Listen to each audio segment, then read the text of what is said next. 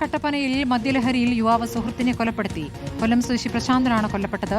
ഒപ്പം ജോലി ചെയ്തിരുന്ന കമ്പം സ്വദേശി രമേശ് പാണ്ഡ്യനെ പോലീസ് കസ്റ്റഡിയിലെടുത്തു. രാഹുൽ സുരേഷ് വിവരങ്ങൾ നൽകും.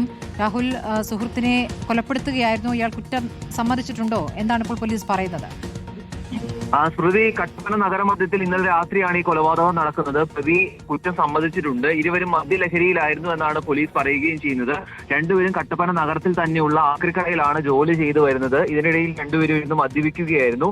ഇതിനിടയിൽ ചില തർക്കങ്ങൾ ഉണ്ടായി എന്ന് നാട്ടുകാർ ഉൾപ്പെടെ പറയുകയും ചെയ്യുന്നുണ്ട്. പക്ഷേ ഇന്നലെ രാത്രി കൊലപാതകം നടന്നെങ്കിലും ഇന്നലെ രാത്രി സംഭവം പുറംലോകം അറിഞ്ഞിരുന്നില്ല. ഇന്ന് രാവിലെ സമീപത്ത് ജോലി ചെയ്യുന്ന ആളുകൾ ഉൾപ്പെടെ എത്തിയപ്പോഴാണ് രണ്ടുപേരും നിലത്ത് കിടക്കുന്ന നിലയിൽ കണ്ടെത്തിയത്. പിന്നീട് നടത്തിയ പരിശോധനയിലാണ് ഒരാൾ മരണപ്പെട്ടു എന്ന വിവരം അറിയുകയും തുടർന്ന് കട്ടപ്പന പോലീസിന് വിവരം അറിയിക്കുകയും ചെയ്തിരിക്കുന്നത്. എന്തായാലും ഈ മൃതദേഹം ഇപ്പോൾ മോർച്ചറിയിലേക്ക് മാറ്റുകയും ചെയ്തിട്ടുണ്ട്. കൊല്ലം സ്വദേശിയായിട്ടുള്ള പ്രശാന്തനാണ് കൊല്ലപ്പെട്ടത്. ഒപ്പം ജോലി ചെയ്തിരുന്ന കമ്പം സ്വദേശി രമേശ് പാണ്ഡ്യനെ പോലീസ് കസ്റ്റഡിയിൽ എടുക്കുകയും ചെയ്തിട്ടുണ്ട്. ഇപ്പോൾ ഫോറൻസിക് പരിശോധന ഉൾപ്പെടെ സംഭവ സ്ഥലത്ത് നടന്നുകൊണ്ടിരിക്കുകയാണ്. സ്ഥിതി